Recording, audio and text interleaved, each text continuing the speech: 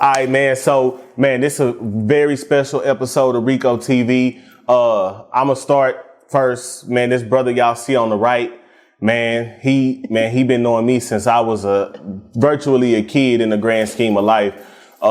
He kind of was one of them ones that took me under their wing and was trying to guide me in a professional setting and showed me what not to do. So this is my brother Tim. How you doing, brother? I'm doing all right. Glad to be here. I appreciate you inviting me over, or us over, to be able to talk to you about some stuff. Right. Okay. And then who is this young lady you have with you? Well, this young lady is my beautiful wife. For sure. She's everything. Yeah. And I can't put more words than that. She's changed me as a person. She's been a blessing to me. She's blessed me with a child. But just overall, just a blessing. Yeah. Leave me alone. Yeah, nah, for sure. So, for the people who don't know, what's your name, ma'am? I am Latrice, but I go by Treese, and I'm from New York.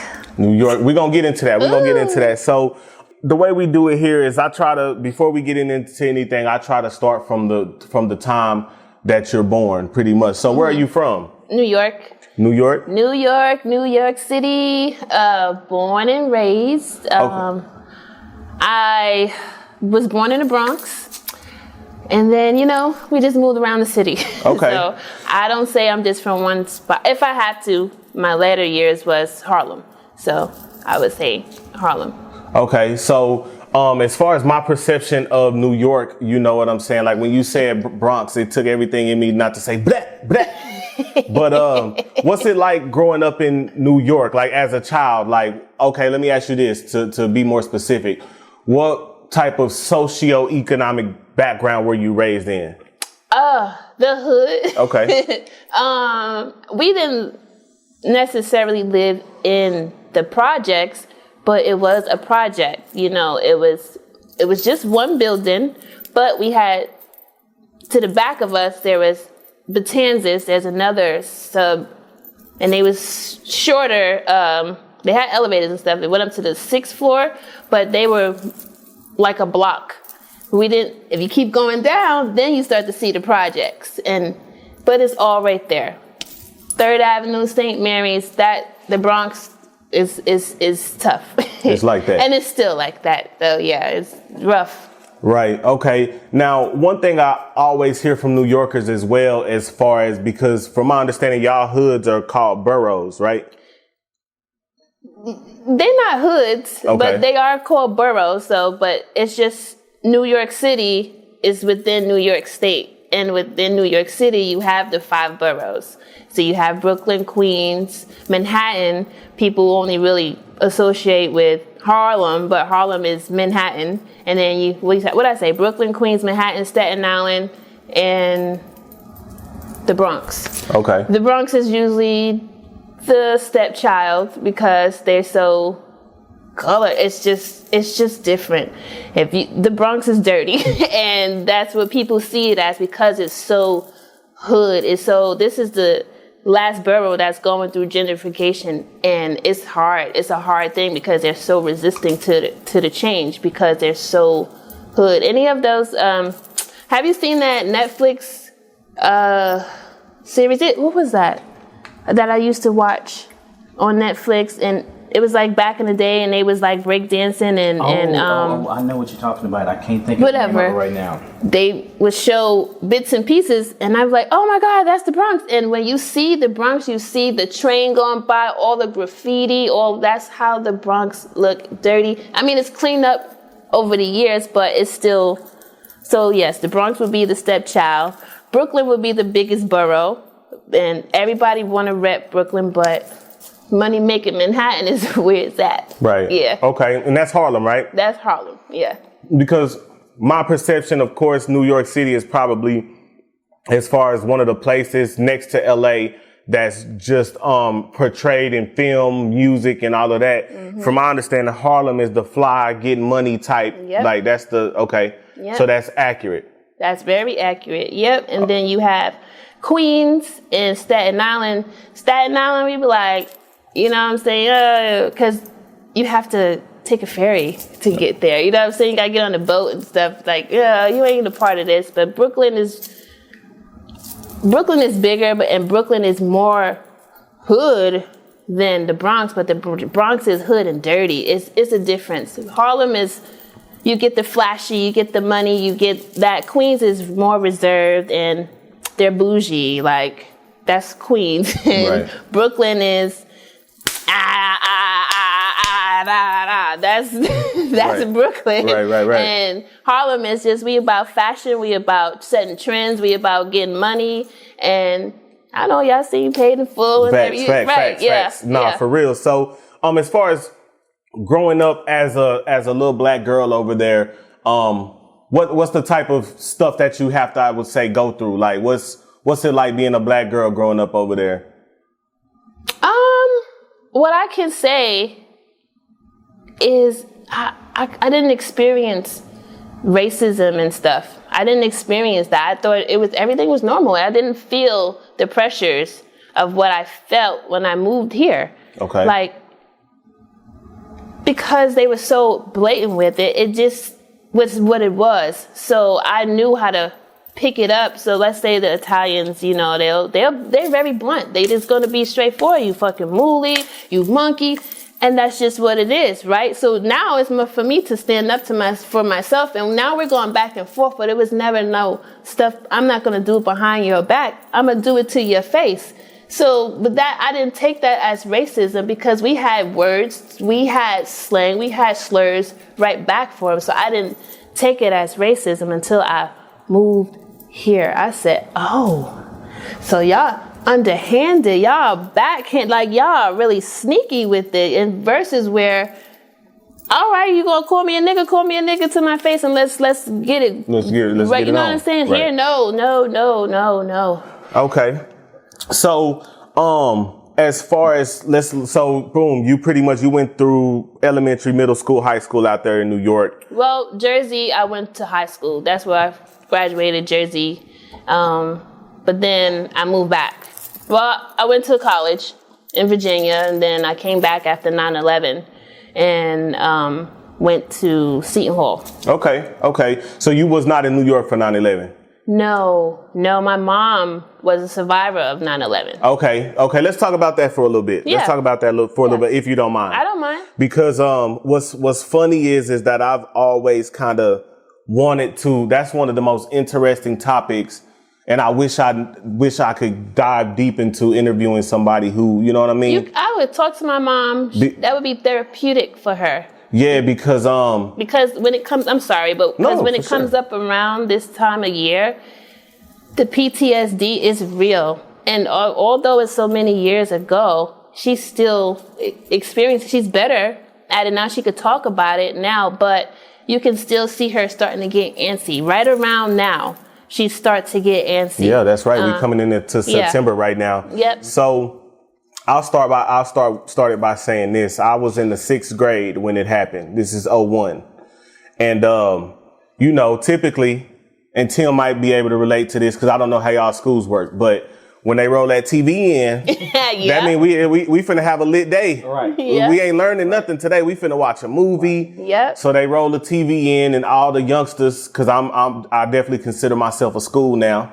So all the youngsters might not even know nothing about rolling the TV in. Yep. But they rolled the TV in, and my social studies teacher, Mr. Butler, first only black man teacher I ever had, by the way, which we could talk about that in a little bit. But he wasn't himself this day, and he rolled the TV in, and he turned it on. Well, when we start watching, the first plane had already hit, so there's still speculation about what's going on, and I'm still thinking movie. Mm-hmm. So I'm like, damn, what movie is this? Right.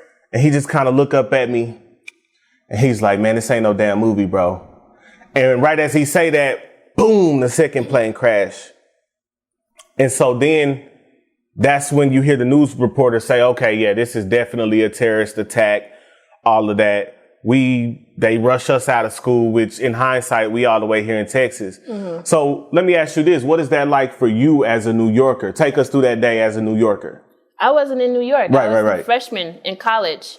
And but this your home, though. This is my home, but I was away. Right. So I was at my 9 o'clock, well, I think it was physical science or chemistry. One of them classes, the science class, and we had a test.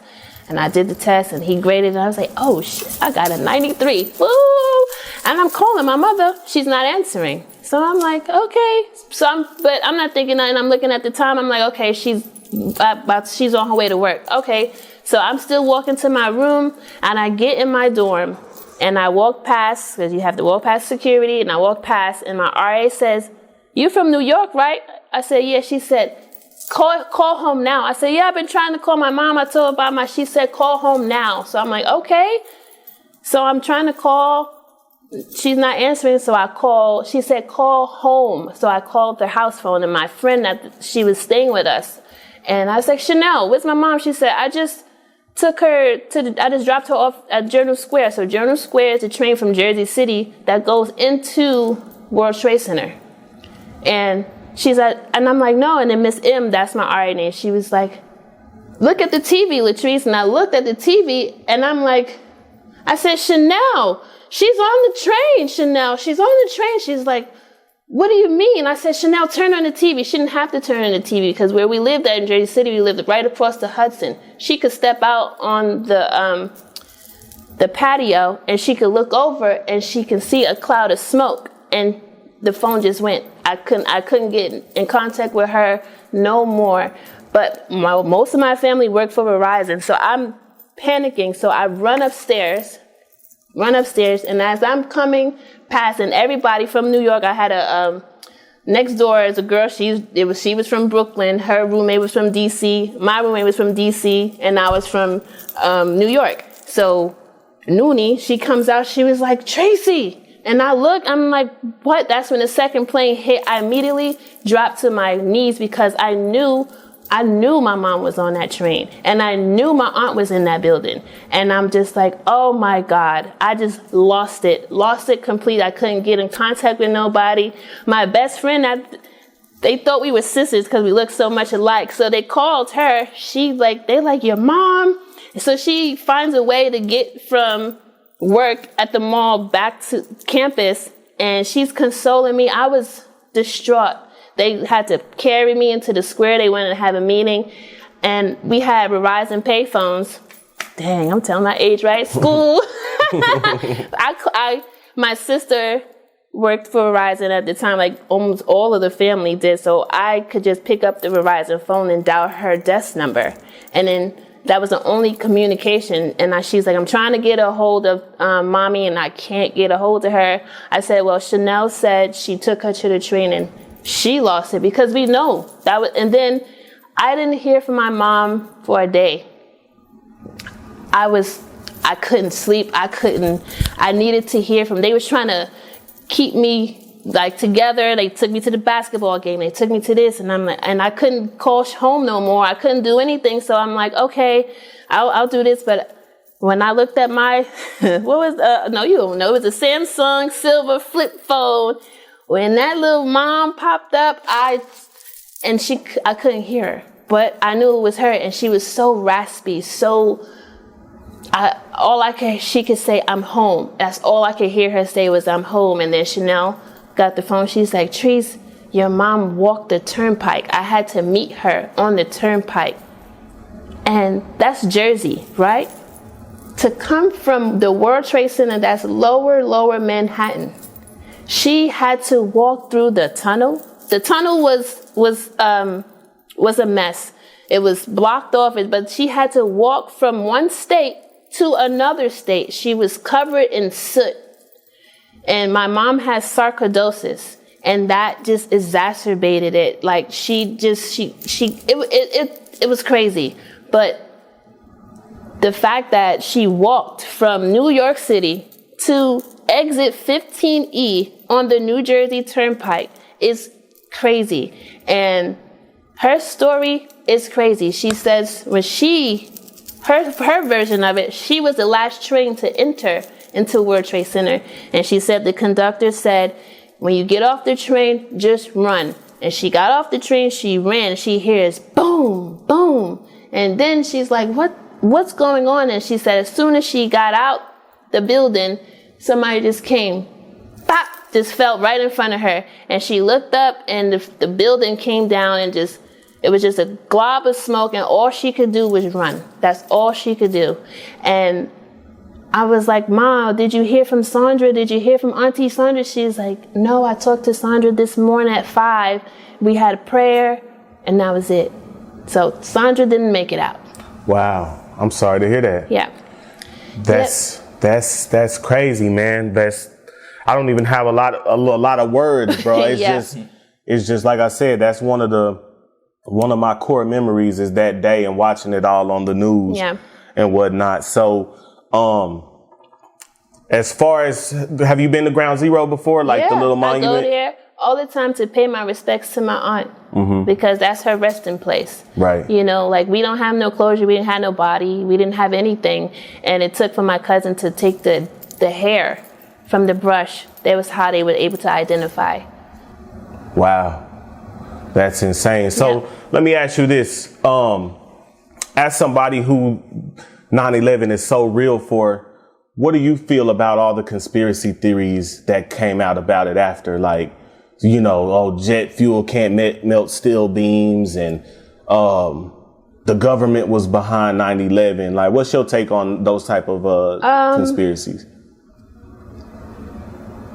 Because I visited the World Trade Center, I was frequent in the World Trade Center because that's a passage, because of the train system is there. And to always be there, my mom works down there, she worked for Verizon, to know the structure. There's no way they didn't have, those planes did not take down the building.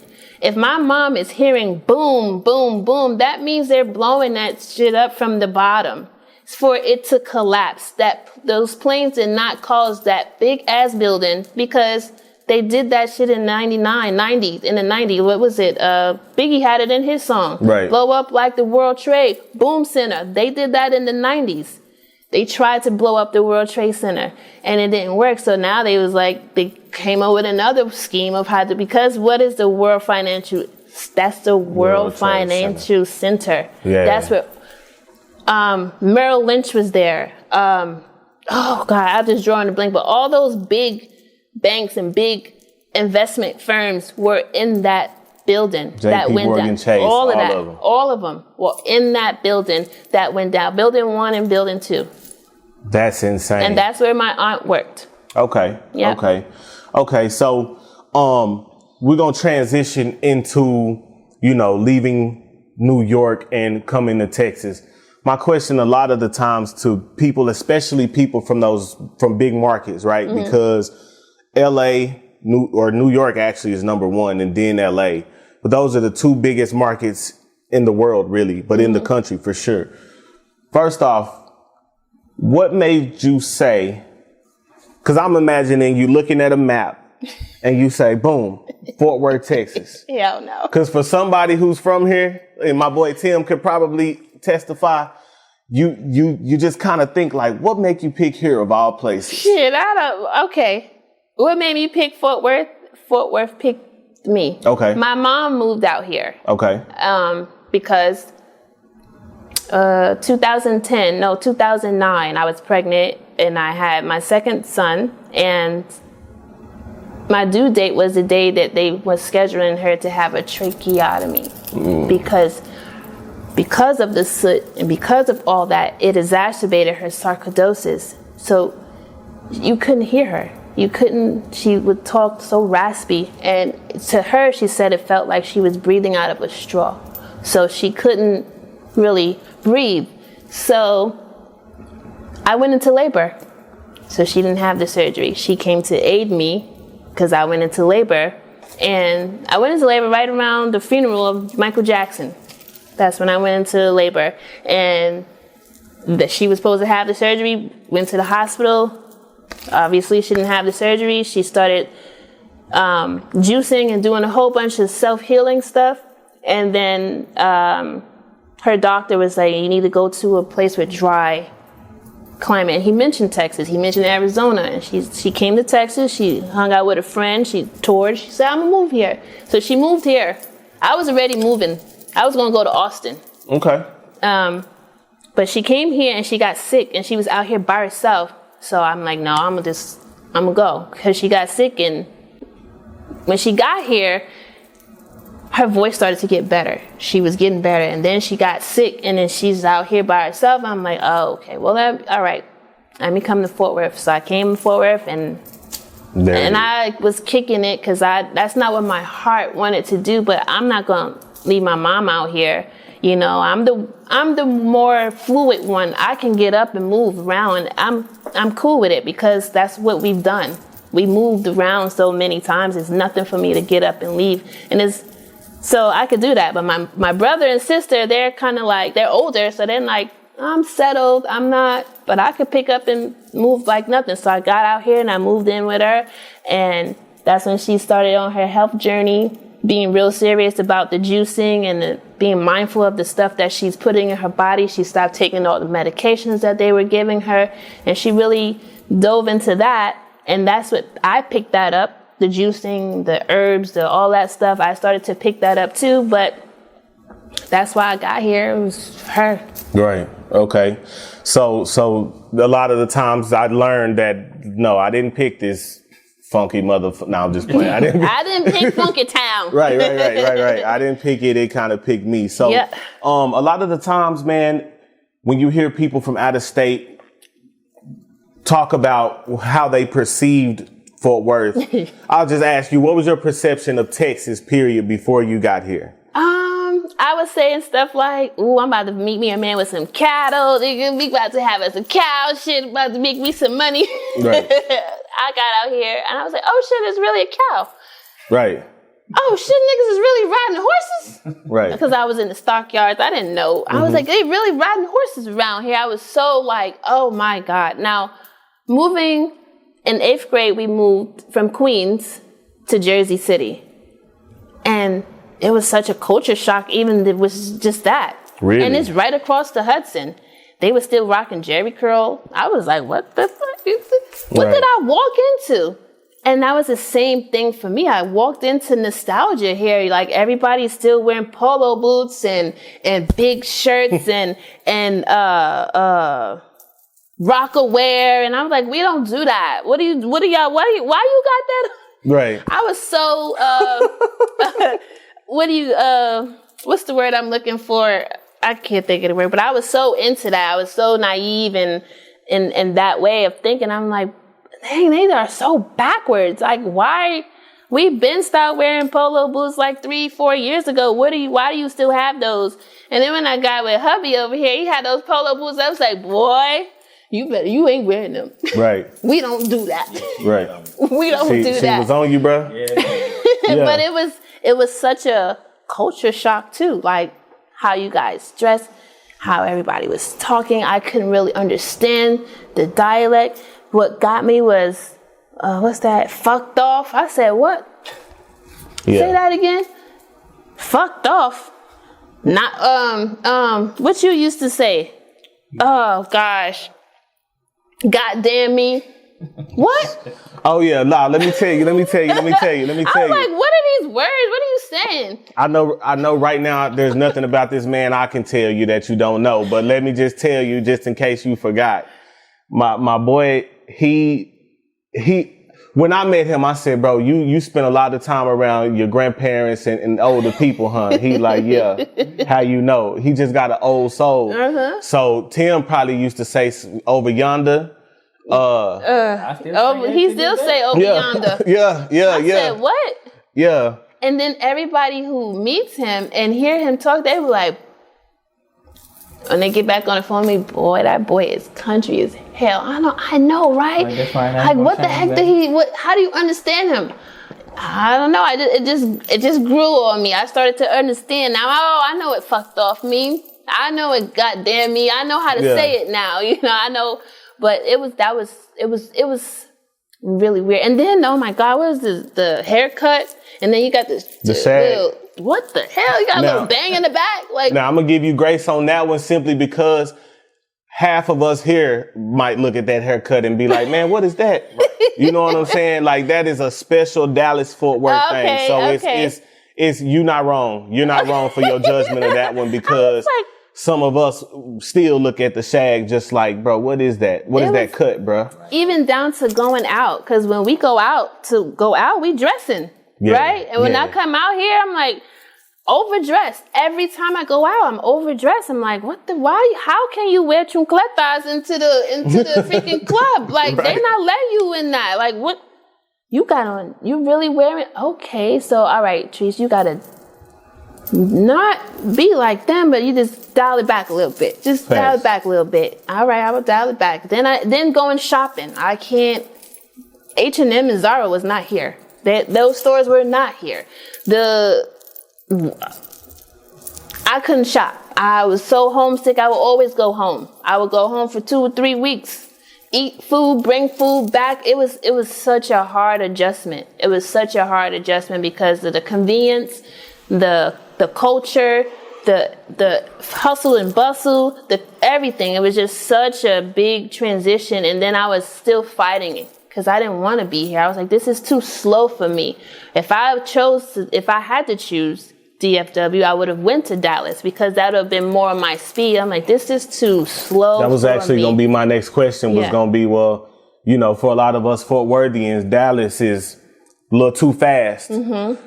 The quick story: last night we was at House of Blues for Unc and Ocho, and Jessica was kind of looking at me like, "Man, we gonna leave an hour early?" But I was telling her, "Look, I really hate Dallas. Not hate Dallas because I love Dallas because that's our brother city or sister city, however you say it. But I hate how fast it can be. Mm-hmm. So we valet. We're going to be waiting 30, 45 minutes because it's going to be a million people valeting. The traffic is Dallas is just too fast to where I don't be comfortable out there. Mm-hmm. You know what I'm saying? So that was going to be my next question. I was like, how do you feel about Dallas? Because Dallas is a little faster. Yeah, Dallas would have been more my speed, but it would have been too far from her because she was in Keller. I would have went in Dallas. Like, I mean, I put 30 minutes now. It's fine. She's 30 minutes, but that's too far when you're sickly, right. You know? So I lived with her in Fort Worth. We was in Keller, and that was definitely slow. And that's where I first experienced racism because they were trying to do that to my son. We moved here. He was 6 and Josiah was 2. Yeah. He's in school. He was reading at a 2nd grade reading level, and he was in 3rd grade reading level. He was in 1st grade. And because they didn't know what to do with him, you know, he's acting up because he's bored now. So they would write on his little behavior chart, he was being hateful today. Excuse me? He don't even know what that is. He don't know how to be hateful. So why would you write that? And why would you tell my baby that? Right. It was a lot of me going up to the school and I said, oh, so I gotta advocate. I'm okay. I was already an advocator for my kid, but I didn't have to be on that magnitude. I was always present at school. So I'm like, okay. And they just would do little things. And I can see that it was affecting him. His confidence went down, but you couldn't take that from him when he got on the court. But when he got in school, he smart. When he got in those schools, they just did something to him and he just lost his confidence. So now I have to build him back up. And not alone with that, he's missing home too. He never wanted to be here. He hated here. He won't come back. Still, I'm like, dude, you would rather go to college in Georgia? You know that's the same thing as like going to college in Texas. You might as well come here. Right. He's like, no, I hate Texas. I hate it. I'm like, dude, all right, I get it because I hate it too. Right. You know, I get it because he can't go to the blacktop and just go out there and play ball. He can't just run to the corner store and get him a bacon, egg, and cheese. He can't go. He gotta wait for me. And he wasn't used to that. I could send him to the store. Yeah, 6. Yeah, he can go to the store because it's right there in the corner, and I could look out my window and I can watch see him the whole way. Yeah, where he going? Right. Everything's so spread Everything's out so out here. spread out. I don't want him walking to 7-Eleven, not with the way they drive out here. Nah, for sure. So, just a last thing on that whole subject, cause you talked about Tim and how country he may be. And I don't call it country. But one of the first things bro said to me was he said, hey, come here. You know how they gonna look at you, right? If you don't pull your britches up. Not britches. He said, stop wearing your britches like that, man. Britches? Yeah, but that's how your uncle, your papa, your dad, that's how they talk to you. That's how they tell you. He said, hey man, pull your britches up. It was bothering me. Right. So I had to come tell him about it. Thank you, man. Yeah. Like, hey man, you can't be walking, man, you in a professional setting, man. You can't be walking around here with your britches like that, man. Can't do that. They gonna look at you as a nigga. You know what I'm saying? So that's funny you say that, because he for sure, that was one of the first things he ever said to me. And I remember thinking, cause me, in my head, I'm like, so he think he don't look like a nigga, but he got these long braids, you know what I'm saying? And he looked like a nigga too, but when I met him, I'm like, oh, okay, I am a nigga, but you know what I'm saying? You gonna know how I'm coming in this office space. Right. So that's kind of how that was. So that's funny you say that, because Tim definitely told me, hey man, why you wearing your britches like that, bro? Listen, but it was more of, you gonna see the color of my skin, but I'm not going to allow you to see me in a different fashion because I'm sagging or because I'm doing these certain things. And so it's like, because I feel that way, I see you, oh no, because I saw good things in you. Like, nah, man, pull your pants up, man. You don't want them to look at you like, oh, he's sagging his pants out, he must be a gangster or a thug or something like that. You may be black, you can't change that, but you're gonna understand that I'm not who you think I am.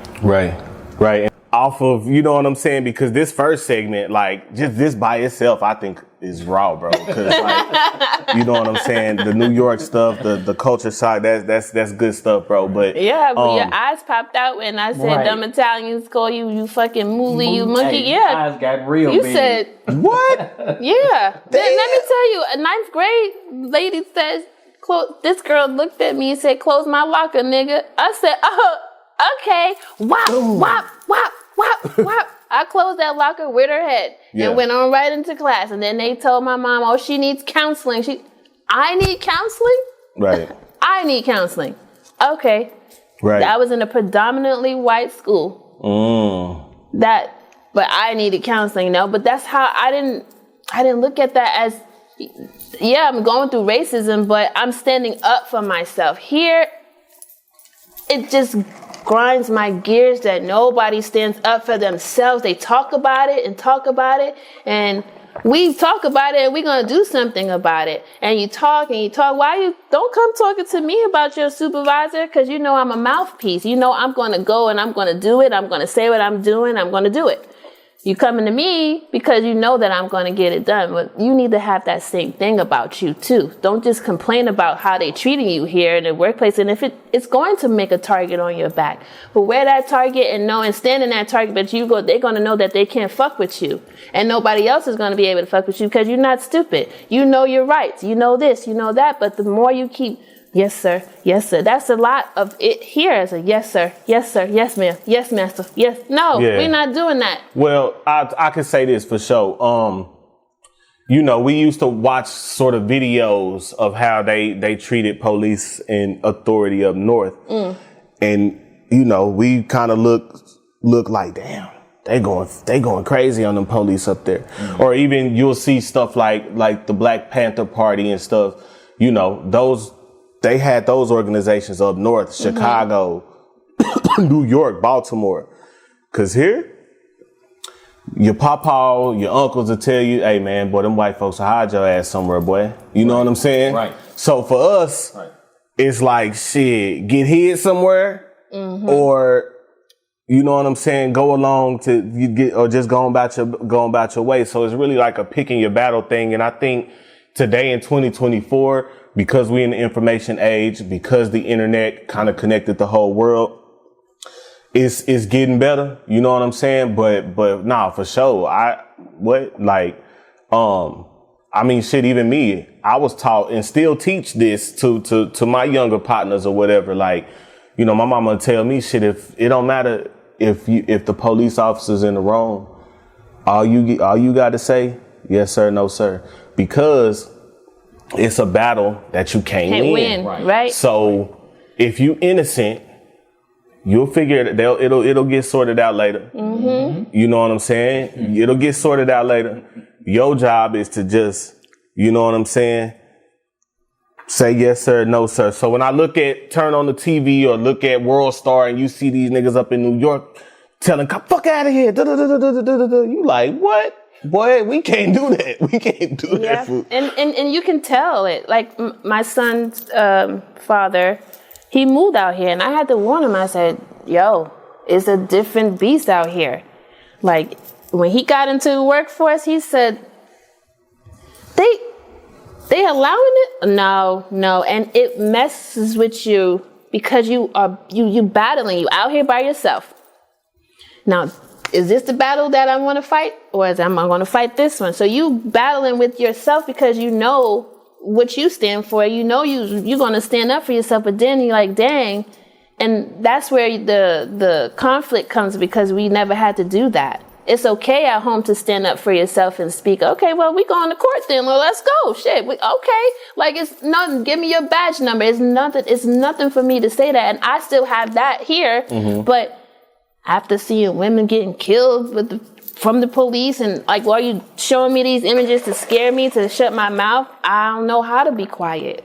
I don't know how to, you know what I'm saying? I don't know how to, and I'm not. My mom always said, you have a voice. It's okay to speak up. Be very respectful when you say it. Be very sure in your words, and be very stern and direct with everything you say. Don't let nobody feel no shaking, don't stutter.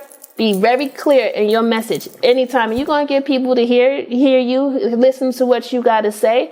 And that's just how I've always been. So to come here and I had to tuck my tail, I can't do it. Right. No. Yeah. For sure. We need more like you. We need you. I have an 80-year-old guest named Pops.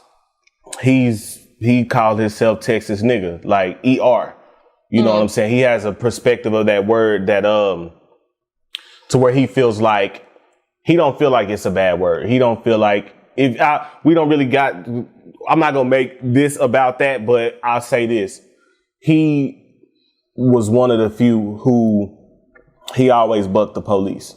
He's going to buck the police. He going to talk to him crazy. He's got that kind of Black Panther militant like spirit in him. You can't win, but like I said, the whole purpose of us meeting up was to talk about an unfortunate series of events. So I'm actually going to let you take the lead on it. I don't want to, you know what I'm saying, take the lead on this. So can you tell me just about what you've been dealing with here lately? Well, September 24th, 2022, I was raped by my ex-business partner's uncle. And just to give you a little bit backstory, I took a Uber out to Dallas. It was a birthday weekend of two separate friend groups. One friend group, my business partner, her friend, was her birthday weekend too. So Fridays, they did something, Saturday something, Sunday was something. First night Friday, we go out. I Uber out to Dallas because I knew that I was going to be drinking. And Dallas is way too far. Mm-hmm. Don't be drinking and driving. Facts. Period. Facts. But so I take the Uber out there. I meet them there. I remember the club that we went to, but it was R&B night. It was nice, but it was packed as hell in there. And I come in there overdressed. I'm like, God damn it. So luckily she has a section so I can be in the section, but it's so tight. It's so crowded. So then I see the uncle, he comes in or whatever. I know him and he comes in, whatever. So he stands like on this side of me in the section is crowded. And I keep feeling this. And I'm like, but there's girls over here twerking and they dancing, so I don't know, maybe they bumped him into me, but you know, I'm unsure. I'm going to move. So I moved and I just stayed away. Now we're leaving. So now we're doing the little chain through the club because it's too crowded. So when we get into an open space, it happens again. And I looked at him like, are you fucking crazy? Don't play with me. That's exactly what I said, because I had nothing to drink that night. Nothing. I was sober because I got there late. And that's the thing. Everything closes out here too damn early. Right. Too damn early. But you hear people say that all the time. Yeah. Mm-hmm. So the let out is happening, but we knew that it was so crowded and it was steep stairs that you had to walk up, and I got on these heels, so we started heading out early. So I told him, don't do that. And he laughed it off. When I got home, I said, he sleep. I said, babe, I rubbed my leg. He said, Rico don't want to die. He ain't do that. So we left it alone. Saturday happened. I didn't go out Saturday, but Sunday we had a balloon thing to do for Amazon. We did that, but I had dinner plans. She had plans with her friend because they was doing something else. But I went with a separate group again. I Ubered out to Dallas, and I met them. We went to Kiss. We ate some food. Then she went to an after spot. It was a club. She had a section, and her fiance at the time bought bottles, and we were like, who else is coming? Because who's drinking all this? He had 3 bottles and it's 4 girls. And he's like, came with the section. So I call my friend. I say, hey, business partner, friend, where y'all at? We over here. Come here. We got these bottles. We need to finish it up. Okay, fine. She comes. He's there again. He's with her. So now we had Casamigos. My first time having Casamigos. What do y'all call it? Rowing the boat, mowing the boat. That's the young folks. Yeah, we was doing all that. These schools. Doing all that, just trying to finish it. Now we're done. My friend says, I can take you home. And friend says, business partners say, no, that don't make any sense for you to pass, because she lived in Saginaw. That don't make sense for you to pass where you are to come drop me off to go back. That's too much. Just go straight home. We can take her home. It made sense because he lived 5 minutes from me. She lives 5 minutes from me. So we get in the car, we go, whatever. Everybody is messed up. And the group of girls that she was with, where they came from, they was already on whatever. Right. And they just got toppled over. So we, in our drunken state, we're trying to help this girl. She's laid out in the back on the floor in a regular car, and she just whatever. Where we stopped somewhere, got some barbecue, man. I don't even know where we was at, but we stopped. I remember going to get a Tahitian treat, and my business partner and husband were arguing back and forth for wherever they were at prior to meeting with me. He didn't like what he saw on Snapchat, so he calling, and they arguing. She hangs up on him. He calls my phone. And I'm like, hey, bro.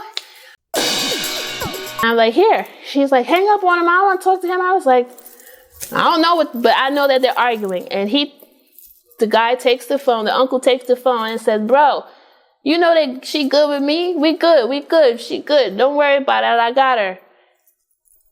That's all I could remember from that part. Then the drunk girl is gone.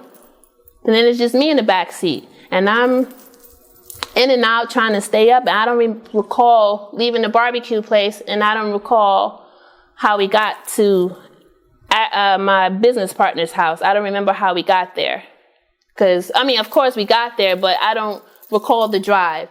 So I'm getting out from the back because she's like, come to the front, and her husband's coming out because he's arguing with her. It's loud. And she's like, just go, Trees, get in the front, just go. I told him where to go, whatever. So I get in the front, and he makes the left out her neighborhood. And then he comes up to the stop sign, and then there's a church on the corner. So I'm like, yeah, make this left here. So he makes the left by the church. And then he goes, and I'm like, slap his hand, like, what are you doing? Like, because I felt myself not enough, but that made me get up. Mm-hmm. And I'm like, what are you doing? Stop. Just take me home. And he's like, okay, so now it's dark now because of the overpath of the toll road. So it's dark there, and he stops, and I'm like, and so I'm trying to get my phone, and the shit fell, and I couldn't get to it no more. So I'm like, damn, okay. So Trees, I'm talking to myself, like, sober up, shit, but I couldn't. Right, of course. I just couldn't. So he goes to unbuckle my seatbelt, and I'm like, stop, what are you doing? Just take me home. We almost there, just take me home. So he stops, and he goes. Then I said, make this left right here, because we got by the park and the pool. I told him to make the left, and then he stops again. Now we're in front of people's houses, and he disregarded what I said at that time. And I'm like, wait, no, the HOA. I don't know what I was shouting out, but I remember shouting out HOA. The HOA, just go over here by the pool, because there's a pool in the little park. So I told him to go over there. So he goes over there, he drives over there, we get over there, and we just sitting. And I didn't do anything, but then he starts again, and I'm like, wait, no, like, what about Mickey? And then, ironically, she fucking called. I said, look, Mickey's calling your phone, I'll call her back. So he gets on, now he's on top of me, he's like trying to pull down my stuff. I'm like, no, just take me home, please. I just want to go home, just take me home. And he's just trying, and he just goes. And I just froze. And I just laid there. And I can just recall the scene from Color Purple when and I just laid there, and I couldn't do nothing. But he stopped.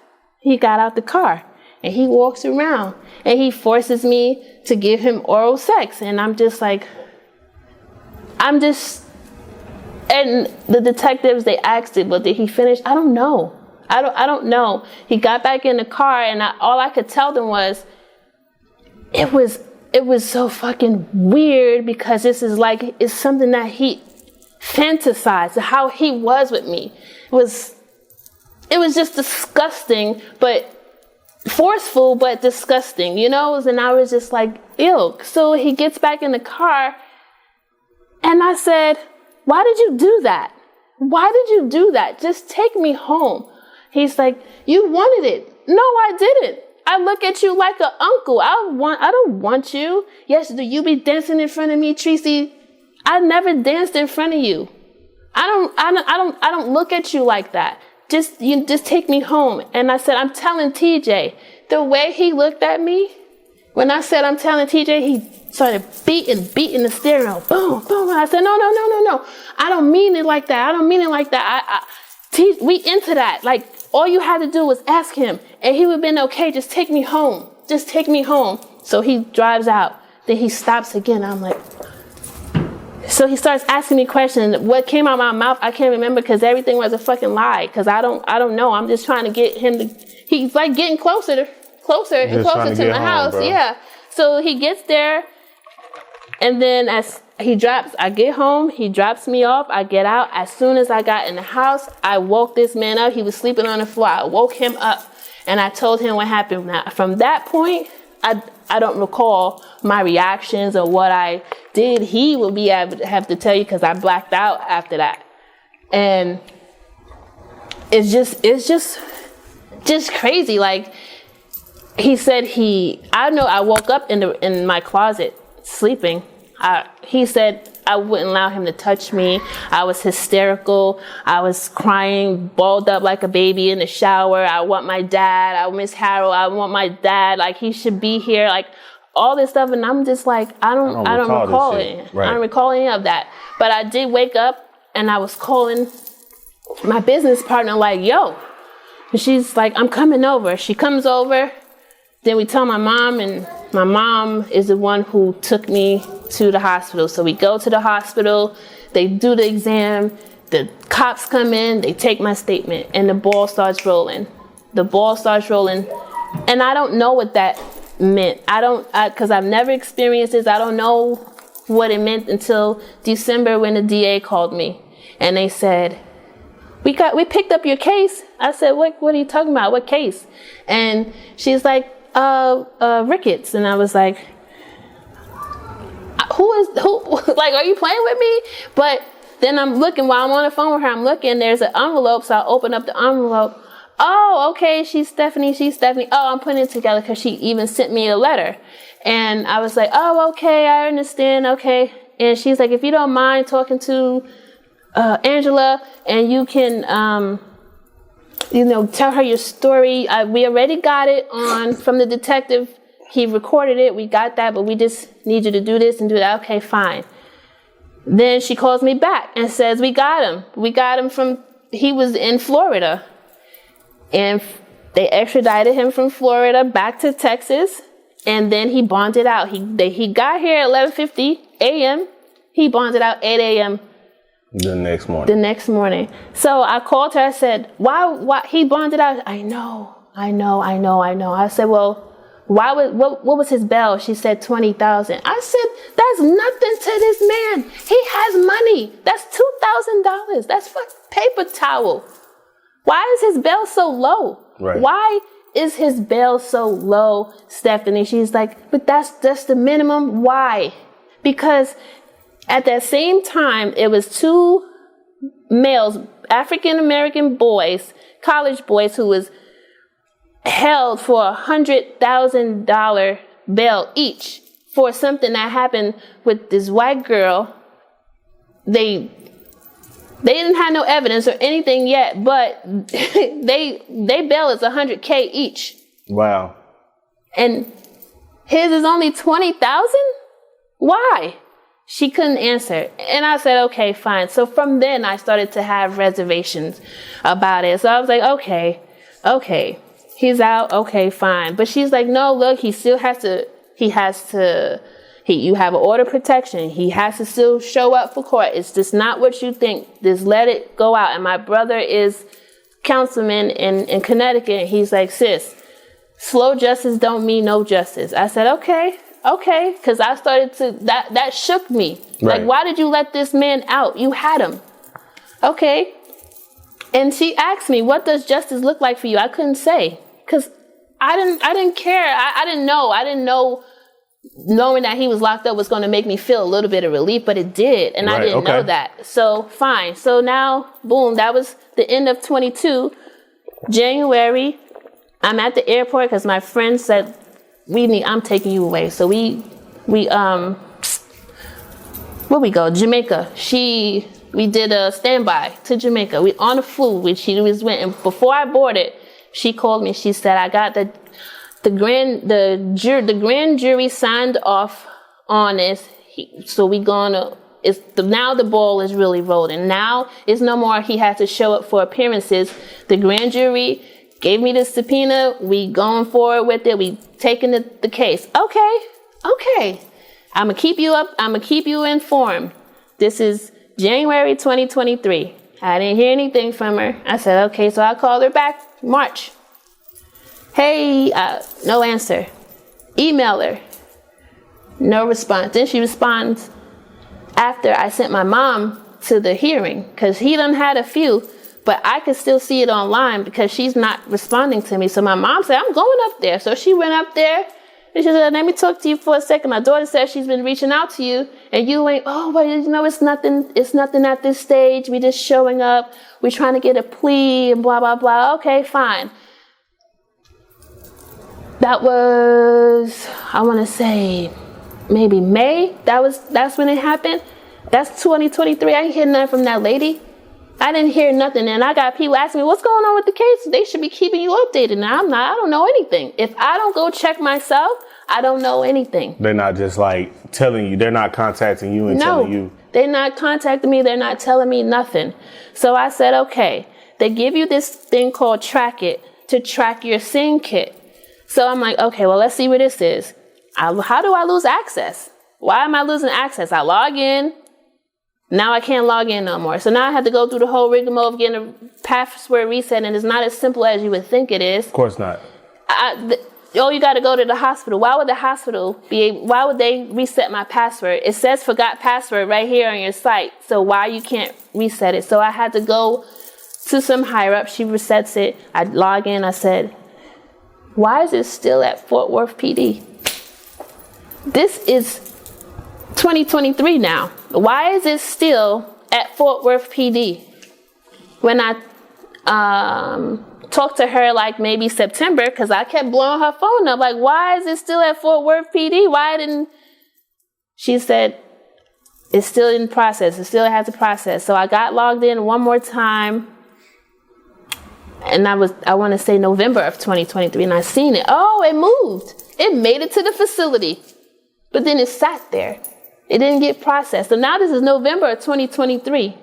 Now this is almost 16 months? And it still hadn't been processed.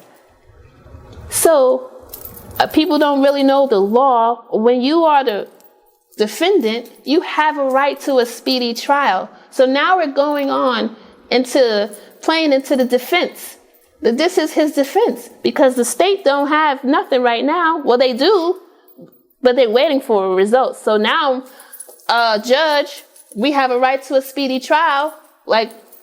And thank God for Dr. Lavinia Matters. She got this law passed that once your kit is tested, the time, it stops a little bit. It's 50 years statutory now. So now that but before it's tested, the time don't stop. So if my kit never got tested, the time didn't start for the statute of limitation. Right. But now that it is tested, the statute of limitation is 50 years. So I still have time. But at that time, I didn't know. So I'm reaching out. I'm trying to figure out, I'm getting a petition started because why? And then after doing my research, they got so much money here in Tarrant County. They got money in Dallas County. They poured $2 million into Tarrant County to process kits because it was a backlog from 2018.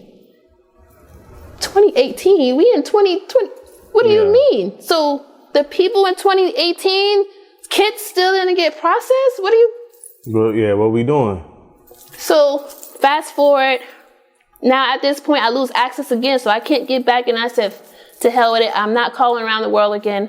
Fine. Let me call Stephanie. Stephanie, did they process my kit? No. Okay. So fine. I didn't hear from her no more. That was November. I called. No answer. I emailed. No answer. Fast forward to July 31st. I said, shit, it's coming up on 2 years. What's up? I don't know if my kid's been tested yet or nothing. So I emailed her, Kristen Hewitt, and she emails me back on August 2nd and says, I'm going to forward this to Stephanie. Stephanie called me August 5th that morning, and she's like, oh, Latrice, I'm so sorry. I was out on maternity leave. I said, oh, congratulations. Congratulations on the baby and stuff.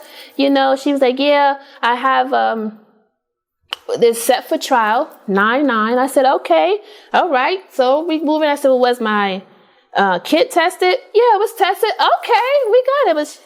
We in July. When did it get tested? She was like, I think it was maybe a month or two ago. A month or two? Which one? So you don't know. Okay, you don't know. Okay, well now that's something for me. I'll find out. I'll figure it out. Okay, fine.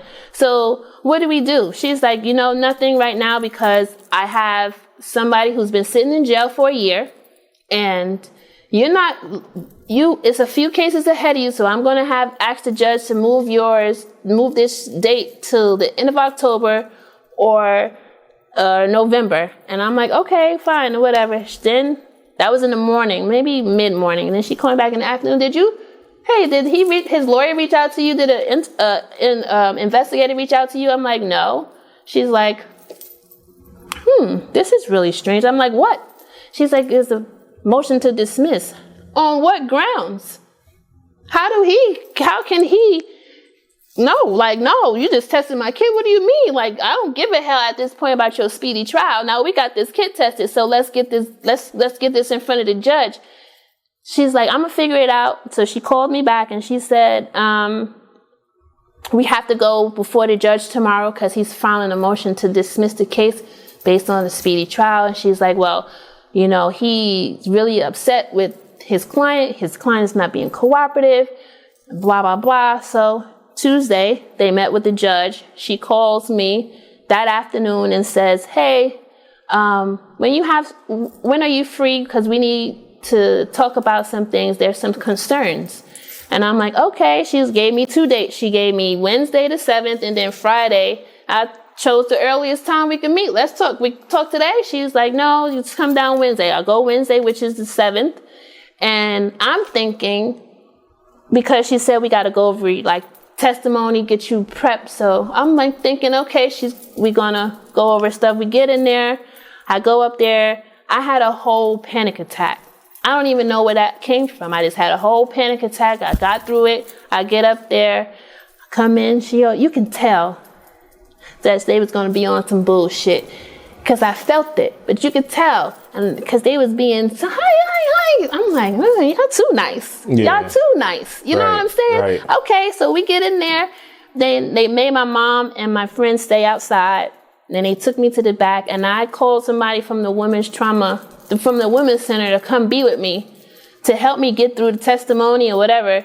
No, we didn't do no testimony. They came in and she said, yeah, so straight to the point. So I want you to know, Latrice, that we all believe you in here. I said, here we go. So, but we're going to go ahead and we decided to go ahead and dismiss. Your facial expression was my facial expression, and I lost it. I bawled out crying. I fainted, and then I collected myself. And I looked at her and I said, you don't know the God that I serve. And then she just looked at me, and then she's like, I said, why are you dismissing it? Why are you not fighting for me? Why are you not fighting for me? And that's all I kept asking her. Why are you not fighting for me? Well, you know what, Latrice, then she starts to say, it's going to be hard to get over some parts of your story. There's hurdles with the jury.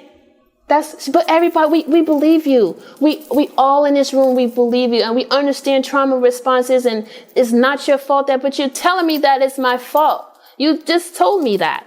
You can't convince a jury. That's your job. If it's proven fact that there's a trauma, this is my trauma response, bring in your experts. Why are you not fighting for me? That's all I kept asking her. And she just kept trying, but with adult cases, you need more than no. You need more than no. I said, my no is not enough. I told him no. I told him no several times. I told him to take me home. No. Because he didn't beat my ass. Because I made it home safe. That's my fault. And she's like, that's not what I'm saying. That's exactly what you're saying. My no is not good enough. Your no is not good enough. Her no is not good enough. And that's not right. I said, no, get me out of here. I'm done. I don't need to hear. And she's like, well, let me go and talk to your family. I said, because I just kept saying my family. They are not going to take this well. I'm just thinking of when they first found out. And now for them to learn this, I'm just thinking like, oh my God, I got to tell Jackson. I don't know how to tell Jackson that they dismissed this because I don't want him to go do nothing silly. And I was just so distraught. But I collected myself and I said, no, you're fighting this. You didn't fight that night, but you're going to fight this. And because I know within my bone, we would have got a guilty verdict. I know in my bone we would have got a guilty verdict, but you had to do the work and you decided not to do the work. And you looked at another woman and told her no, it's not enough. Even if that's the law, because I looked into it, it's Texas Penal Code. That's Texas law. That is Texas law. That is not only about consent. I sent it to him and I circled it. It's because the prosecution have to prove beyond a reasonable doubt, and in adult cases, consent is the key, and that's not a lot of evidence. But who made this Texas Penal Code? Men. Women just recently, we literally just got rights. This was allowed to happen to women. So yeah, okay, they want to go to the extreme. Well, we're only going to try it if if it was violent, if you were this or if you were that, not just because you said no. But we all know that no means no. What's that, right? No means no. What was that? That was what I learned that when I was in New York. No means no. And it was their campaigns. It was say no to drugs, sexual this, and no. But here it's no and this. But if I was a child, because kids can't consent, it's an automatic. It's an open and shut case. Boom. And that's what they was looking for, an open and shut case. And I'm like, you didn't do your job. I would have taken, and she was like, I don't want to risk a no guilt and he be free. I would take that because you tried and you fought. And you didn't let me tell my story. You didn't let him tell his story. Like, you just took our voices away. How can you do that? And I know that this is not a career for you, because if it was a career for you, you would make impactful decisions, and you're not. Right. You're just working this because this is a job. Right. You are an ADA. You were picked by the DA, who we elected in office. So he is who we need to go after, because he is the one who hired these people, and he hired all women. In this sexual assault unit, all women. And when I go up in there and they see my face, they're so uncomfortable. They don't want to look at me because y'all know y'all fucked up. Y'all know y'all fucked up. You didn't expect this little black girl to be asking these types of questions. Well, did you close my case? Is it dismissed? Is it dismissed with or without prejudice? How the hell should you know that? Answer my question. Is it dismissed with or without prejudice? Because if it's dismissed with prejudice, we can't open it. No more. Without prejudice, it can be opened up again. I have, but she won't ever say. So because I don't have access to the system, I didn't know. But when I went down to get my paper, because everybody, they're like, you need to have that dismissal in writing. I go and get that dismissal in writing. It says prosecutorial discretion. It didn't give a reason. The reason that she sat me in her office and said is not on that paper. So that means she could have told the judge any fucking thing to get that judge to sign it. And I'm looking at the paper because I look at legal documents every fucking day. And I'm like, where's the judge? So I asked her, who signed this? Oh, Judge so-and-so. This judge you sent me, this judge's name starts with an H. This signature looks like an S. Did you sign this? She's like looking at me like, how do you have the balls to ask me this? Did you sign this? Because this is not okay. Thank you, ma'am. I appreciate it. I appreciate you giving me the form. Now where's my kit? Where's my all of the documentation that you have? Oh, you got to talk to this person and you got to talk to this person. Meanwhile, I'm standing there and I can see through the plexiglass, their screen, that at the top it says disposed. I didn't know what that meant until yesterday. That, yeah, it's disposed, but it's not off the docket. So right. I have time. And every time I'm asking questions, that's making her nervous. All the people that's emailing, all the people that's sending emails and calling, and I'm aware, they're aware of the situation. And now they know, because now when I come up there, they're looking, well, why is she here? What was she up here? Why is she asking these types of questions? Yeah, because I have questions, and well, you should be able to answer. Right. Don't just brush me off. We got up all the way up until the chief, Emily Dixon. She called and talked to me. Well, I don't really know too much about your case, but I'm really going to talk to Stephanie about the lack of communication. Oh, that's all you're going to do? Okay.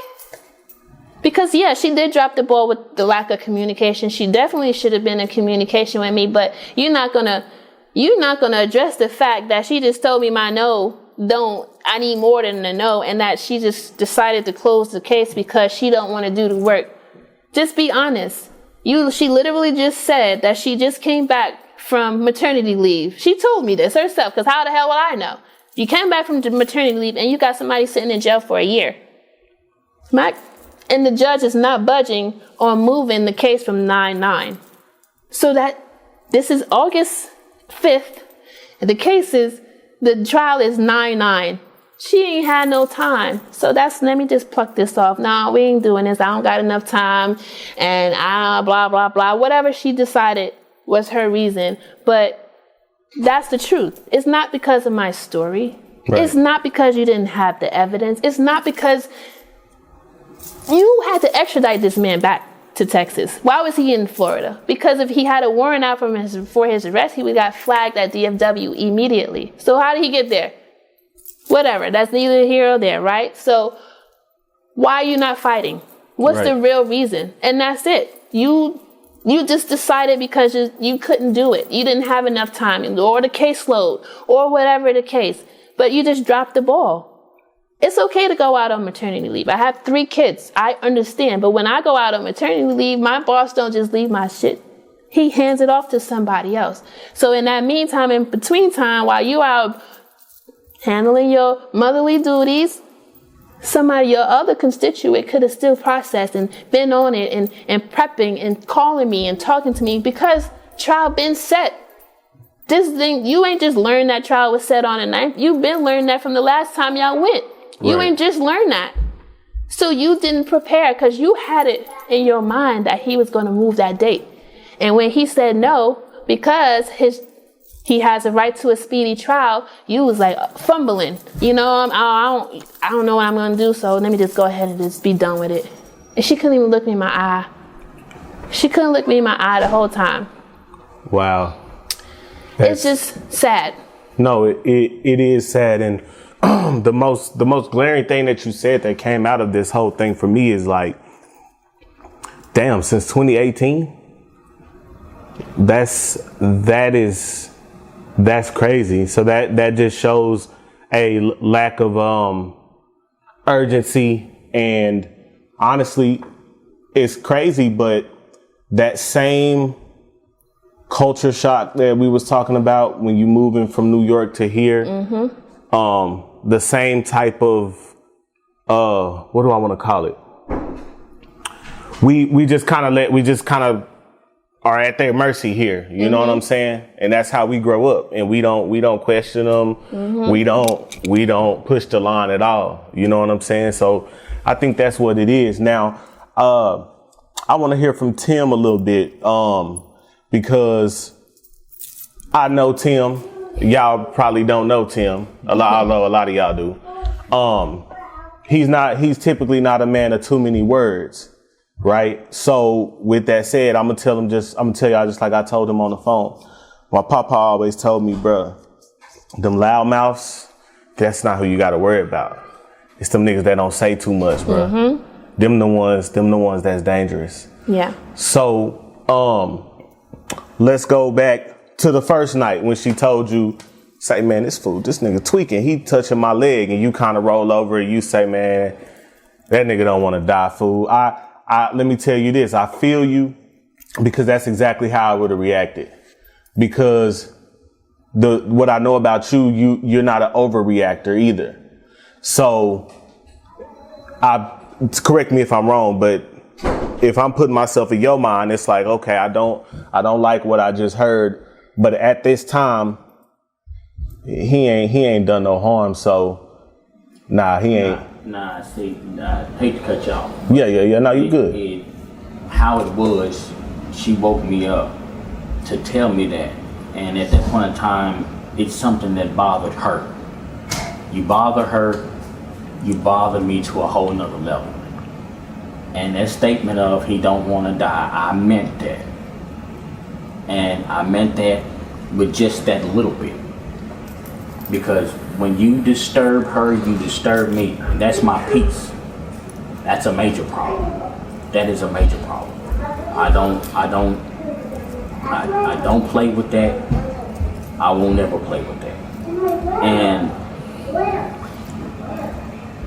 when she said that, I know I said it quick. I didn't think about it. I said it quick. You sure didn't. Better eye. And I meant it. And just off a little bit of rubbing her leg. No, we're not doing that. I don't give a fuck who you is. Nothing gives you any right for that. And like I said, for her to wake me up and tell me that it bothered her. So therefore, I'm bothered already. Then the next day, that happens, and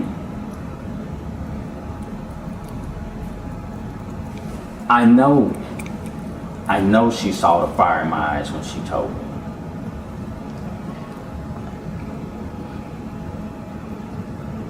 And I'm gonna be honest. I was ready to go. I was ready. When you say go, you meant to Huntsville? To handle some business. Yeah, okay. I was ready. Yeah. She asked me to stand down. That is the only person I'm gonna forever honor that request. And that's the only person that I will ever do that for. Anybody else, I wouldn't give a shit. I wouldn't care. But for how she cried, to how she didn't want me to touch her, as far as just a hug.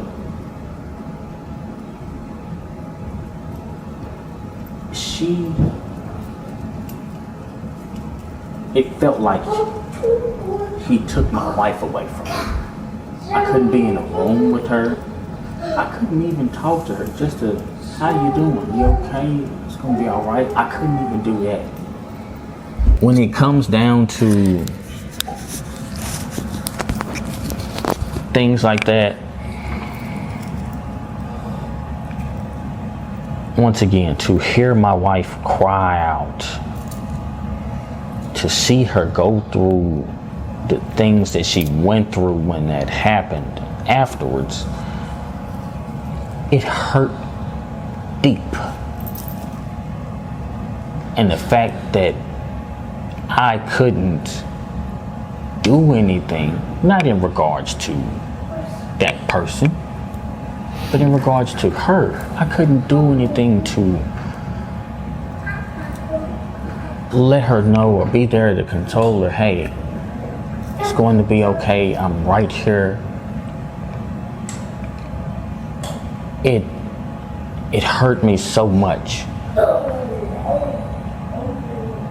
And all it did was eat away. And then you get the news that, okay, the DA picked up the case. All right, cool. It sounds like the DA trying to do something. All right. You don't get really much updates. Nothing happens. The kid been sitting. The kid has been sitting. Then, like she said, he was picked up in Florida. What the hell is being done to where somehow he in Florida getting picked up to where either the ID getting ran or whatever? How'd that person get there? But for him to get picked up, brought back, either you seen something, you know something. For you to really want that person to bring them back this way. Yeah. First off, what you doing in Florida? Where you trying to go? And come back, bail out.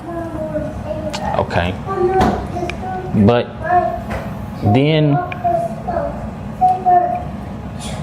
she gets the call. Okay, well we want you to come down.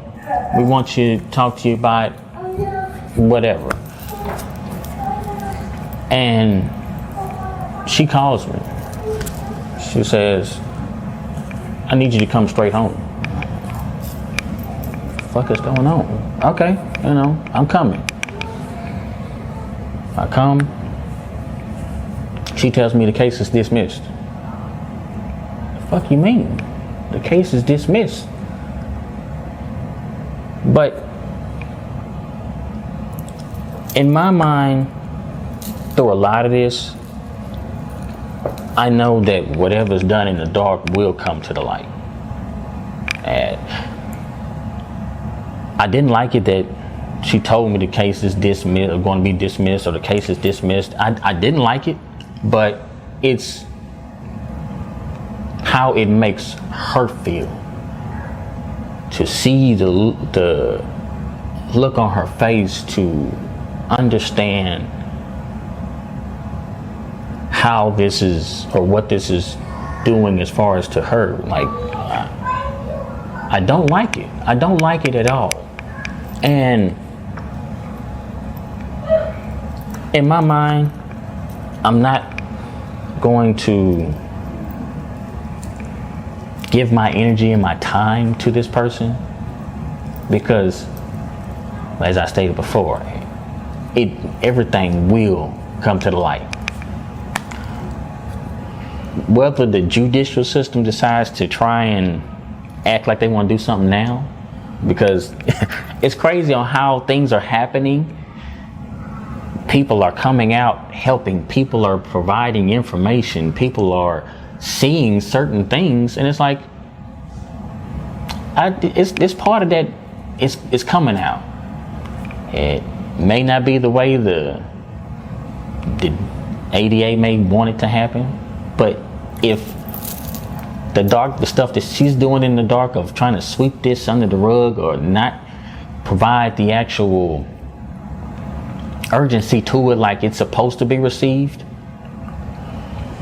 then that stuff you're doing in the dark, that's gonna come out too. Yep. Everything. Yep. Whether it be the DA, ADA, Tarrant County, Texas as a fucking whole, all of that. As people think they can get away with a lot of stuff, there's always laws that everybody has to abide by, whether they want to or not. And because those laws have been put in place, stuff will get done, whether they like it or not, whether they like it. But as far as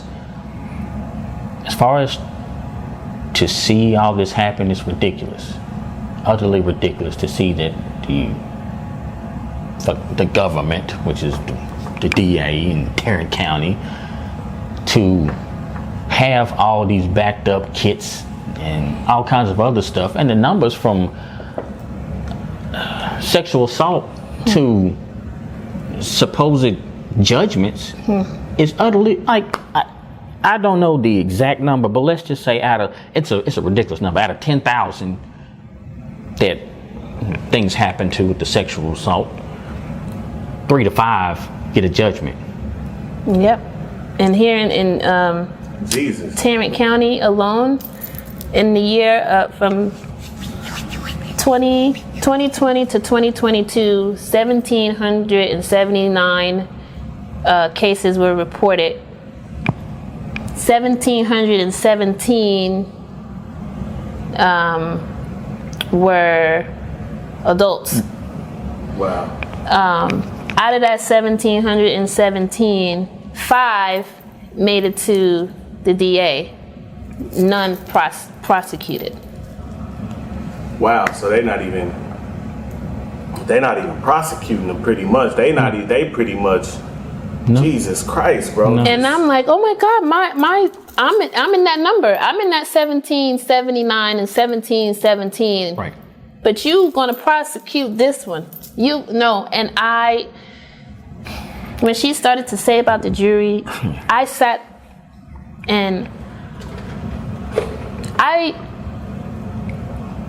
want women and I want people to stand up and do what's right, from as little bit as seeing something, say something, to your civil duties. If you are called to sit jury duty, take that shit serious, because you ultimately decides the fate. The judge just sentenced. So if you sit in jury duty and you've got plans and you like, I'm ready to be done with this and blah, blah, blah. Right. Because that's how they do. You just join in. You just join in. Okay, yeah, all right, no, not guilty, not guilty. So just to have it done. And so I got what she was saying, but that don't mean it's right. And then women, we got to stop victimizing each other. We have to stop saying, why you didn't run? Well, when you pulled over to there, I don't know why. I don't know why I didn't run. And I asked myself that so many times, but I'm not going to allow you to victimize me. That's my truth. This is my story. You know, you don't have to fight for me, but I'm going to fight for you and your baby, because this is not right. If that man would have impregnated me here in this state, I could not get an abortion. I would have had to leave to go get an abortion from a rape. How do you guys get this state, Texas? How do you guys get to dictate what happens to me? And people are so like, I don't know where they are in their heads nowadays, but y'all know rape is wrong. You know sexual assault is wrong. You know that, right? So when people start to come out, but because people have lied on men, and so it makes it bad. But the people who know me. You know I will never. So that thought should have never. So if I can get a stranger and the person who know me for years, come on.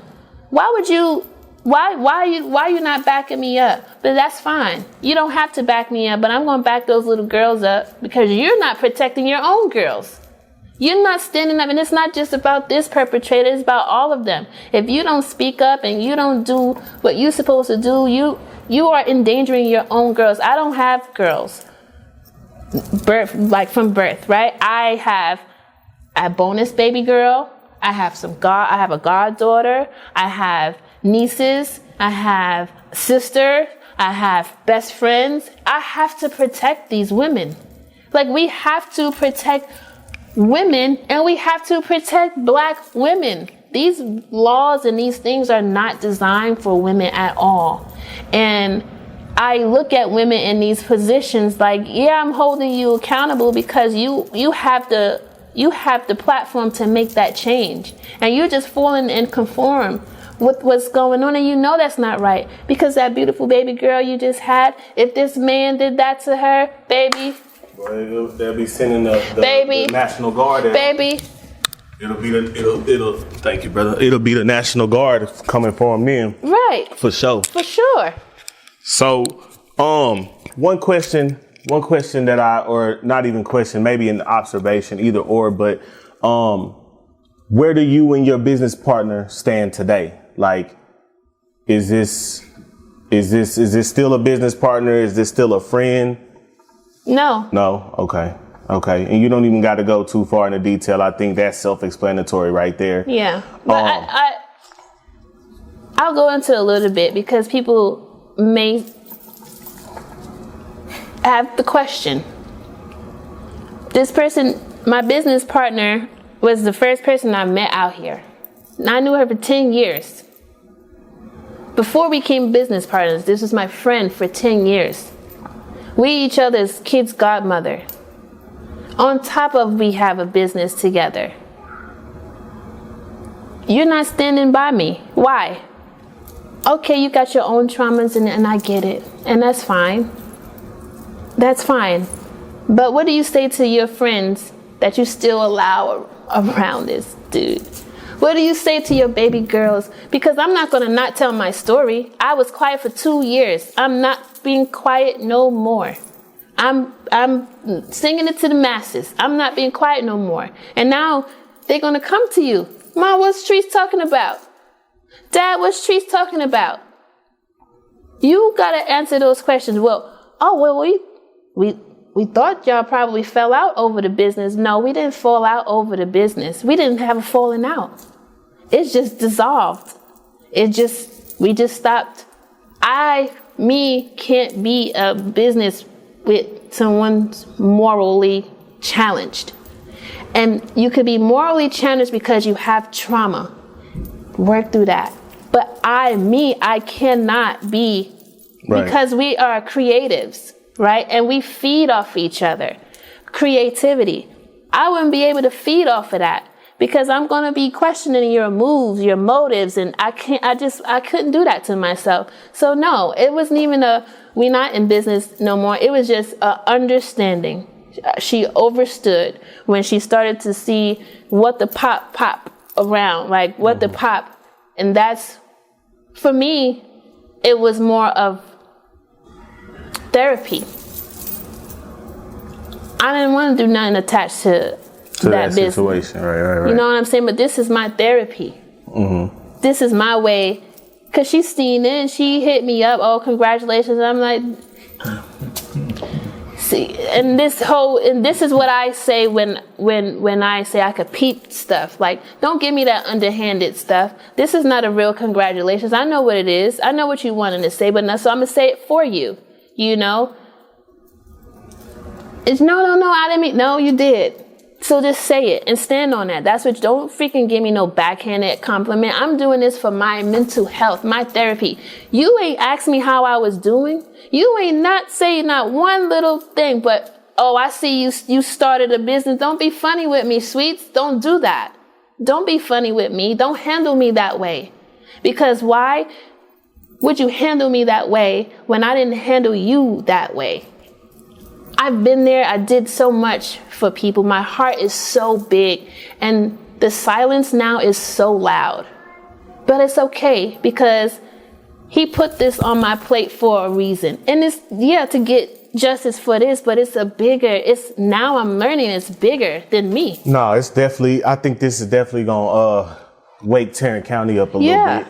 It's definitely going to make them say, oh man, we got to, because and my wife actually told me, like, hey, like, this is gonna be a snowball effect. Yeah, you know what I'm saying? Because somebody else is gonna be like, man, you know, I was scared to say something, but she, Tarrant County did me like this. You know? Yep. Now it's gonna, you know, it takes sometimes one person to be that the sacrificial lamb to bring out other people that'll speak up. Now they realize, hey, this happened to me too. I know somebody, or this happened to me, or now you got people that are actually putting their voice out there and say, this is what happened. Now these people that are doing these things that are against the law are now being held to that law. And to speaking about the law, me doing my research, I found House Bill 17 that was passed September 1st of 2023, where it is you can bring the DA up on, like, you can bring them in front of the judge, basically for misconduct, not doing their job. Right. Greg Abbott actually stands on this bill. He's like, no, you guys are in office to protect. Right. Do your duties. Do your job. Basically, you don't get to pick and choose what cases you're going to prosecute, and you're going to prosecute all of them. Right. Yeah. All of them. You don't get to pick and choose. And then you have the prosecutors is like, and you know, in the counties and in the cities, they're like, I'm not wasting my resources on it. And you get it, right? You get how they thinking, because they still, you up here, but we still got to run it down here. That's just like at Sprint, right? We got the managers sitting over there, but our team leads is the one in the nitty gritty with us and knowing how we taking these calls, and they listen to the call. But management, Jean Bird, what's her name? Yeah. Pull you in that office and want to get on you, but ma'am, you ain't take this call. Like, you don't know. You don't know. Yeah. So I get how they have to conform certain things, but this is a felony. This ain't no freaking marijuana nickel bag. This is a felony. What is it, a class 2 or 3, whatever? It's still a felony. Yeah. So you don't get to take that lightly. You don't get to, I don't know. So what if you would have got a not guilty? You looking more worried about your verdict than trying to stand up for me? Right. You worried about your record. Yeah. I want to have a good record. Yeah. But I don't know or I didn't prepare. So she won't ever I ain't gonna say. take this fight. Right. I don't want to take this L, so we're going to dismiss it. Dismiss Yeah. it. She ain't never going to say that she wasn't prepared. She's never going to admit to that. But it's clear as day. Yeah, it's like a boxer. Yeah. I'm 40 and 0. I'm not taking this fight. I'm not taking this fight. Or I'm gonna do what I can. I'm not gonna make the weight so that I can. Yeah. Right. It's gonna cancel this. So it's Yeah. I'd rather not make weight or get tested positive. Right. For a substance than to take this L on the. Yep. That's crazy. Yep. So one question that I have as far as between y'all, because I can only imagine what this type of thing can do to, or even this might be two things, to and for a marriage. What has it been like since that happened, pretty much? It's been broken. Really? And I say that because, and they can't see my facial expressions, but I can't tell. Yeah. You know what I'm saying? I can't tell. Y'all seem. Yeah, I mean, see, that's a lot of people. That's a compliment, by the way. That's a. You know what I'm saying? That's like. But it's more of an old school thing. Yeah. Whatever may be going on in your household stays in your household. Right. You don't put it on social media of. Just granted. But we don't put anything on. We not fronting either for social media either. Right. We're not just posting.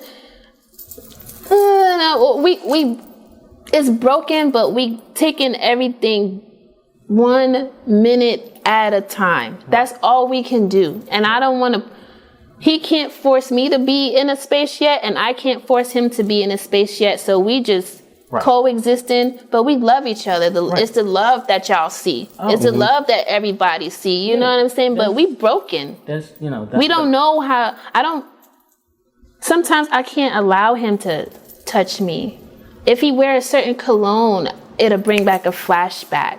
If he does something to my ear, I get a weirdness. And we could have the best of days, and then next thing you know, that'll happen, and now he go into a reserve like, damn, I didn't mean to do that. Right. And I'm like, it's not you, but I caused it. No, you didn't cause it, but but I set that trigger off, and now we're and you know what I'm saying? So that's the brokenness of it. I don't want to push or do something else and add to that. So like you said, I go into a reserve state, but like I said, whatever we got going on, that's going to stay in our household. Yeah. Nobody never know of what we got going on, because it's not for them to know, because all that does is it gives room for them to try and talk to somebody else about whatever they saw. Oh, I saw them out there was arguing at Walmart. What? That got to do anything. Right. But then it get down, and just like how in elementary you'd whisper something into one kid's ear and it'll be 15 other kids behind them, and they're supposed to pass that down, and all of a sudden it done turned into something totally different. Yeah. Tim was in there slapping the hell out of Latrice. He backhanded her in Walmart. Jumped off the top rope. Right, wow, right. And then he threw this at her and this and that, and called her all kinds of names and said that he was done with the marriage. No. What?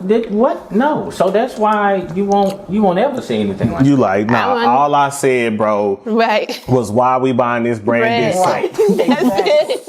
That's it. When you said it made you itch the last time, and that's what we talking about, and they overhear that, and they arguing, and then that turned into he cheating, he got 6 other side chicks and this and that, and what? Yeah. So I mean that's just in any relationship, keep whatever you got going on between y'all.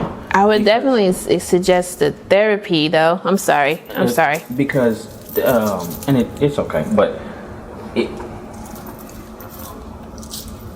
everybody that you think is your friend is not your friend.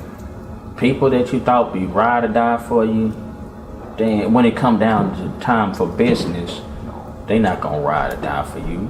They just putting up their front. They either putting up their front to make them look good, or to use you for whatever it is that you got that's gonna benefit them. And in that instance, you gotta always watch out. You can't trust nobody. Yeah. In this instance, for that was somebody she'd been around or seen for a few years, which is a relative to the ex-business partner, like, you would think that, no, that shouldn't even, because so this now, my partner, bro. Right. This my, yeah. So now, y'all don't get to see our brokenness. Yeah. We used to share a lot, you know, like a lot of stuff. Now y'all don't get nothing. You ain't getting nothing. We gonna figure this out. We gonna be okay. Right. We gonna be good. Right. You know what I mean? But yeah, like. No, I respect that, bro, and I think, you know, whether no matter what it is, bro, you know, if you married and you've been married for X amount of years, for a good amount of time, everybody go through things. And I think the good part is that y'all willing to work through it together. Right. You know what I'm saying? And although, you know, y'all, this is y'all words saying y'all broken, and people gonna take that, and then they gonna be like, "Oh man, see, she said, yeah." By the time it get back, it's gonna be like, nah, man, they filing for bankruptcy and selling the house, like you know what I'm saying? But because that's what it was. I was after his money. That's what they say. I come from money. That's what they say. I come from money. I don't need that man's money.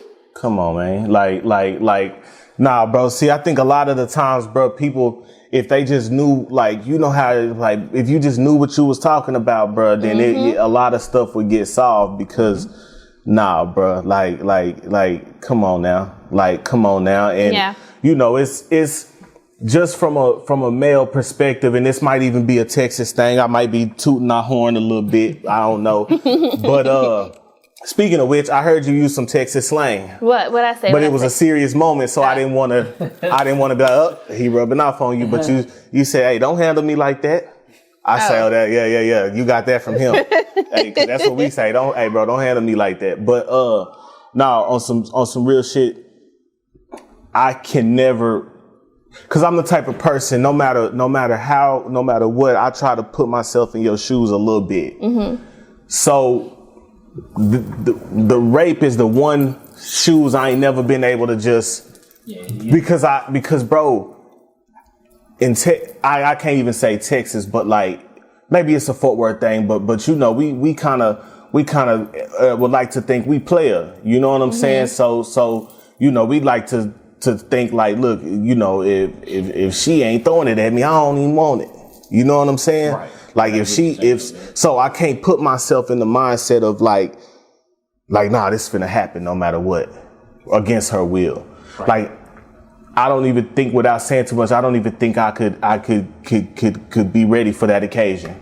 I couldn't go there mentally. So that's the one thing that I just can't fathom, bro. And with something like that, I'm not saying it's right, but this is a lot of times what they may think is more of power, you know? Oh, I'm gonna get whatever I want. And that's sometimes how that goes about with that. But you got people out here that's willing to give it to you. That's what I'm saying. Right. And so you doing things of that nature, it puts you in a position of, which some people don't think about, if I do this, what might happen from the people that are connected to this person? They don't think. What might happen to me? They don't think about that because too caught up in that impulse. They caught up in that, and it's, you know, if it was somebody else, I promise you, only her. Yeah. Only her. I mean, I asked him to stand down. Right, because I'll jump in and say I think I understand that because the new word for it is crashing out, but you know, you nigga be ready to crash out over something like that, and it's more so like, well, look, you got all this that you would be leaving behind. Yeah. And it's better, and I need you out here with me fighting this fight. Yeah. You know what I'm saying? So I get that. And that was a struggle. And then you strong, bro. You strong because I know you, bro. And I know you don't talk a lot. So that means I know that if it wasn't for Latrice, we'd probably be hashtag free my nigga Tim on that, you know what I'm saying? Hey, free Tim Jackson. Yeah. So, man, you did, this gonna be the last thing. This ain't really it is a question. And y'all don't have to, cause I know you probably wouldn't even, but if he was to see this, and the reason I say this is because at certain points of this conversation, you was looking dead into this lens as if you was looking like nigga, I know you watching. Right. Listen, I put it to you like this. Even if you watch it or if he somebody sees this, and whatsoever done in the dark will come to the light. No matter who you are, no matter how much money you got, and I'm not worried. And if you need someone to talk to, you scared to come forward, hit me up on my social media. Yeah, where can we find you on the socials for people who you just described who might not have had the courage to come forward prior to seeing this, because you just empowered a lot of people. Yeah. Tracy Cakes at Tracy Cakes on Instagram, Latrice Jackson on Facebook, Boy Mom Life on TikTok. Inbox me. I've been blessed to be connected with people to get some shit changed. So don't feel like you gotta hold that inside. You need to get it out, and it's okay to feel afraid. It's okay to feel all that you're feeling. And it's okay to come forward. And if you need help, or if this person did that and you don't feel comfortable going down it, I will take that walk with you. It's not about this it's yes to get justice, right? But also your voice is valid. Men, women, anybody, reach out to me. I've been connected with some amazing people, and everybody is wanting to help because everybody is just as shocked at the system, and they've been doing this for 24 years. They've been fighting the system, trying to get people help and laws passed for 24 years. And I'm standing right there with them now. I'm one of them people who's going to join this fight. So you got another person that you can reach out to and tell your story to. We're going to get you help. We're going to get you therapy. I'm just willing to help because I know how lonely it is. It's scary. It's lonely. The thoughts in your head that you got to suppress. It's scary. I couldn't be around my boys. I birthed them. I couldn't be around them. Really? Yeah. I couldn't. I couldn't be around none. My brother came. I couldn't be around him. I didn't want him upstairs. I didn't want him next to me. I didn't want my boys, my Jesus too at the time. I didn't want no parts. No parts. And that's a sucky feeling, you know what I'm saying? Like, no, girl, you gotta get through it. You can't give this man no more power. Don't give your perpetrator no power, no more power. You reclaim your power and you speak out, and it's okay. People are gonna pick at your story. They're gonna, your truth. And it's okay to tell your truth. And I don't know what else to say after that, but I'm just feeling like, I just know that it's just doing the research. That is so many broken women out here, broken men out here who's felt like, what the heck did I even come forward for? Why did I even speak out? Y'all don't know the trauma from the whole act to reporting it to having that SANE kit done. That shit violates you all over again to have that kit done. And for the county to play with those kids like that, that's you don't know what that woman went through to get that. You have to be strong as shit to get through that because they violate you all over again. And it don't even matter that if you wait and you go and get it done, when you feel you have the courage, it's still a violation. It's still putting you back in that space. You still feel that. So for them to drop the ball on these women from 2018 with these kids, Tarrant County, no. because it takes a lot for you to go through that kit, and that is so important. Like, that's the evidence right there. Ain't no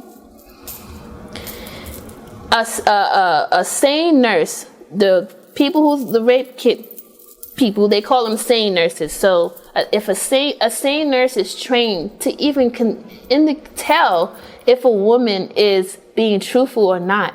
And guess what? The kit will find out if that woman was being truthful or not, because 10 times out of 10, it's always bruising. It's always rips and tears. It's always that. And that kit shows all of that. So I don't even have to just say my no. You have my kit. That's my no plus. Right. But they don't want to hear that. Why? Because the kits never make it to processing. It was just God pushing my kid along, honestly. Because my kid could have still been sitting there unprocessed. And then I'm like, now y'all giving me the running around about trying to get my results from my kit. Did they really process my kit? Now you got me questioning that, because I don't have access to track it no more. So Did you really process my kit? Yeah. Nah, that's insane. So, man, Tim, Latrice, I want to thank y'all for sitting down and sharing this story with me. I definitely want to bring y'all back, maybe at a certain point after some time has passed to see some updates. I done figured out, while we talking, a whole nother set of interviews like that y'all would be great interviews for. So, man, sending my love and prayers to y'all. And like y'all said, if anybody watching this, anywhere this goes on any social media channel, if you've been affected by this at all, man, do not hesitate to reach out to her. But I'm gonna go ahead and end it right there. Tim, you doing good, my boy. Stay out that penitentiary, because I know it's hard. Treese, you being strong, keep being strong. Man, we love y'all. Let's go.